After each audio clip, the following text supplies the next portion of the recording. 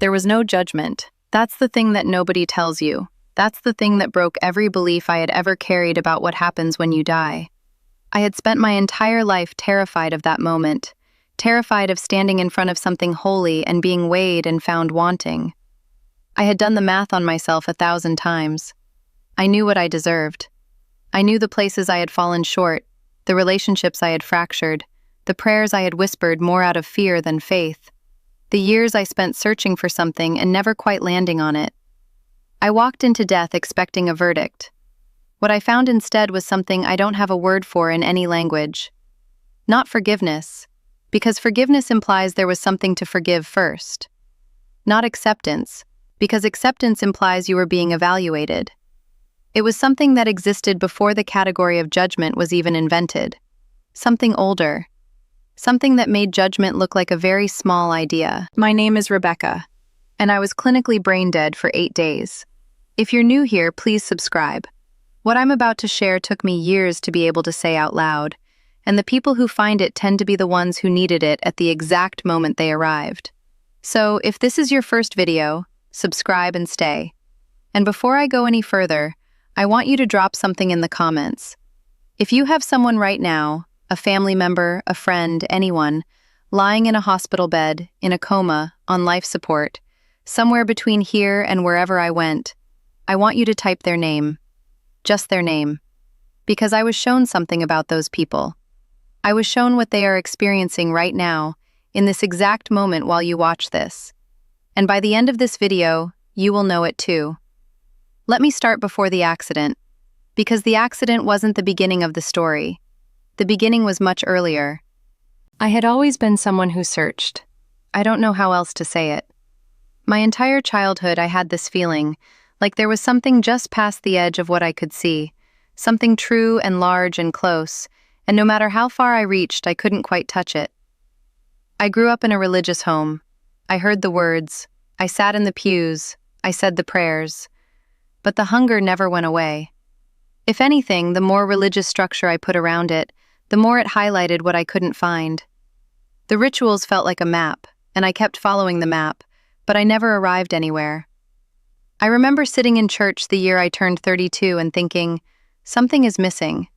I don't know what it is, but the fact that I can name it means it exists somewhere. That hunger defined my 30s. I tried everything. Not in a reckless way. I wasn't looking for something wild or dangerous. I was looking for something real. I read books.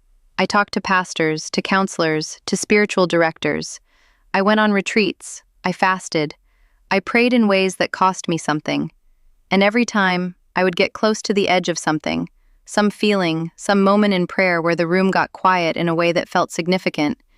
And then it would close again, like a door that opened just far enough for me to see the light underneath, and then clicked shut before I could push it open. I was 41 years old when my brain started bleeding without warning. I didn't know it was happening at first. I woke up on a Tuesday morning in March with what I thought was the worst headache of my life. I know now that's what they call a thunderclap headache. I know now that's what a subarachnoid hemorrhage feels like from the inside. At the time, I just thought, I need to lie down, this will pass. It didn't pass. My husband found me on the kitchen floor. I don't remember that part. I don't remember the ambulance. I don't remember anything from the moment the pain reached its peak until I woke up, 8 days later, in an ICU room at a hospital 2 hours from our home. But I was not unconscious for those 8 days. That is the most important sentence in this entire video. I was not unconscious. My body was. My brain, by every clinical measure available to modern medicine, had ceased to function in ways consistent with awareness. The EEG showed almost nothing. The neurologists used the word devastating to my husband, and they were not being dramatic. What they saw in those scans represented the kind of damage that most people do not come back from. And the handful who do come back typically do not come back whole. I came back whole. The doctors have no explanation for it. I have my own. I want to tell you what the 8 days were like from the inside. Because this is the part that matters. This is the part that changes everything. The moment I crossed over, and I don't know how else to describe it, it was genuinely like crossing a threshold, like walking through a door that had been standing in the middle of a field your whole life and you finally walked through it. The first thing I experienced was the absence. The absence of weight. the absence of time, the absence of the particular hum of anxiety that I had carried so long I'd stopped noticing it. Gone. Not suppressed. Not temporarily quieted. Just gone, as if it had never existed. As if I had been carrying a sound in my ears for 41 years, and now there was silence. And in that silence I could hear something I had never been able to hear before. The light came next. But not the way people usually describe light. This wasn't brightness as a visual phenomenon. It wasn't something I saw. It was something I was inside of. There is no spatial relationship between me and the light that makes sense in physical terms. I was not standing in front of it, or bathed in it, or moving toward it. It was the medium I existed in. Like being underwater, but the water was made of something that understood you completely and loved what it understood. And that is when the first thing happened that destroyed every expectation I had ever held about what death would feel like. I expected judgment. I want to say that again because I need you to understand how central that expectation was. Not just intellectually, not just as a religious concept I'd absorbed, but as a bone-deep, cellular-level certainty that when I got to the other side, someone or something would be waiting to evaluate me, to hold up my life and show me where it had failed. I had been afraid of that moment for years. Afraid not because I thought I was irredeemable, but because I knew I was imperfect, and I had seen how seriously the tradition I grew up in took imperfection. I expected a reckoning. What I found was nothing of the kind. There was no evaluation happening, no sense of being looked at and found anything, not found wanting, not found worthy, not found anything. What was present instead was a recognition, not judgment, recognition. The difference is everything. Judgment implies a scale, a standard, a verdict. Recognition is what happens when something looks at you and says, "There you are, I know you, I have always known you, and what I know, I do not need to measure." Then he was there. I am going to describe this as precisely as I can, because precision is the only way to honor it. I will not give you general impressions. I will give you one specific detail, the one that has stayed with me every single day since I returned, the one I think about when I wake up and when I go to sleep, the one that I believe I was meant to carry back. His hands. I know how that sounds. I know the whole conversation about what Jesus looks like, what it means to say you saw him, whether the image is projection or memory or something else entirely. I'm not interested in that debate right now. What I'm telling you is what I experienced. And what I experienced was his hands. Not the face, not the robe, not the light around him, the hands. And the specific, precise thing about the hands was this. They were in motion. Not gesturing, not raised in blessing, moving the way hands move when someone is actively working. When someone is doing something with focused attention.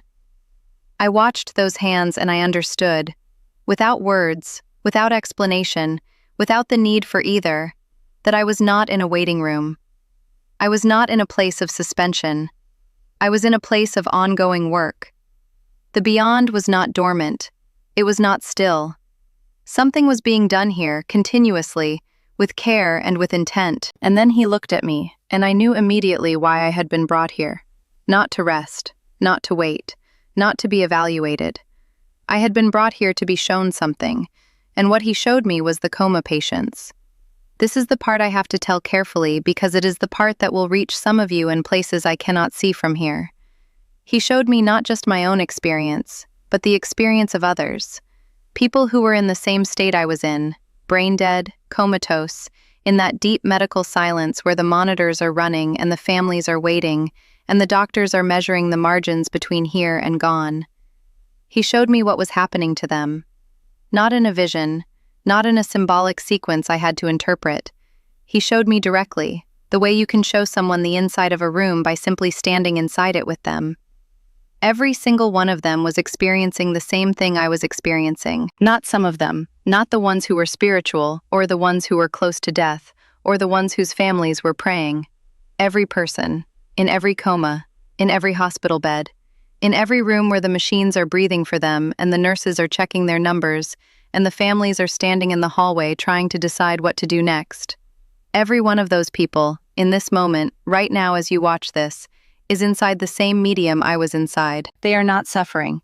That is the first thing I have to tell you, because I know that is the question you are carrying. If someone you love is in a coma, or has been, or if you are afraid of that for someone you love, I need you to hear this. They are not in pain. They are not trapped in a dark place. They are not aware of their body or what the body is going through. The body and its pain and its functions have been left at the threshold.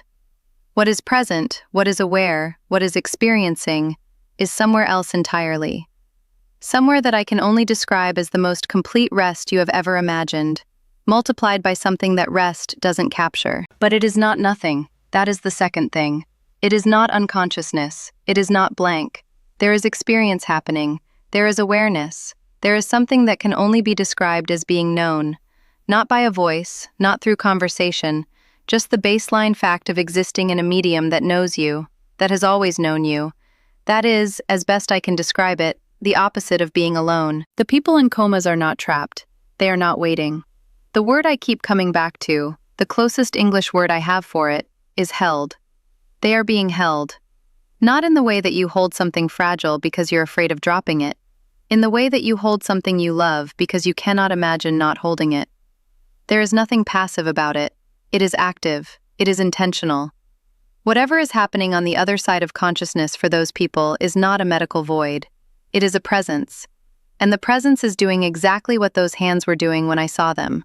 Working, caring, tending, with full attention. I was also shown something about what they can perceive of this world. And this is where I want to say something carefully. They are aware of love, not of words. I don't want to tell you that talking to someone in a coma means they're hearing your sentences. I can't make that claim with confidence.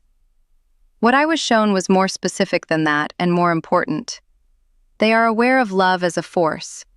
When someone in this world loves a person who is in that state, genuinely loves them, not performs loving them, not speaks the words of love while feeling detached or guilty or uncertain, the person on the other side receives it.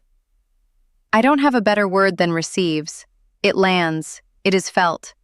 Not as a sound or a sight. As a warmth that moves through the medium therein, the way warmth moves through water. You can feel it before you can identify it. They feel it. So if you have someone lying in a room right now, and you have been sitting with them and talking to them and holding their hand, it is reaching them. Not your words maybe, but your love. That is getting through. That has always been getting through. He showed me one more thing before I was sent back, and this one I have sat with for 3 years trying to find the right language for it. He showed me why.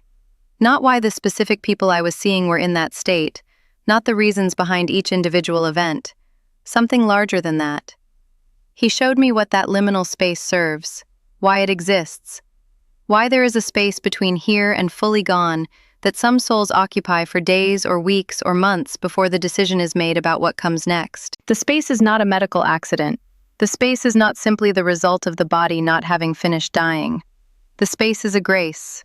It is a space of preparation. For what exactly? What the preparation is for? What it is preparing the soul to do or receive or become? That I cannot translate into language that would survive the crossing. But what I understood in that moment, standing inside that medium with those hands in motion at the edge of my vision, was that nothing happening in a coma ward is a tragedy at the level of the soul. It may be a tragedy at the level of the family, at the level of loss and grief, and the impossibility of waiting. I do not minimize that. But the person in the bed, the actual person, the awareness, the thing that makes them them, is not in tragedy.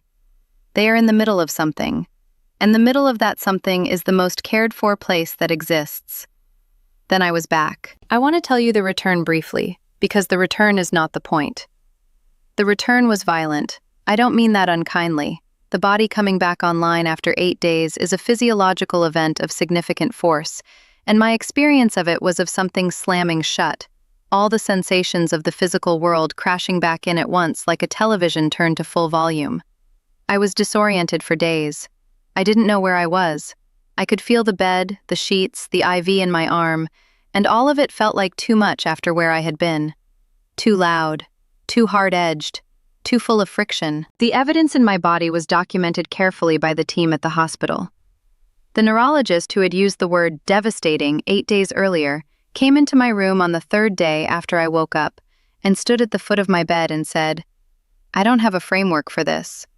The damage on the initial scans and the functional capacity she was observing in me were not consistent with each other.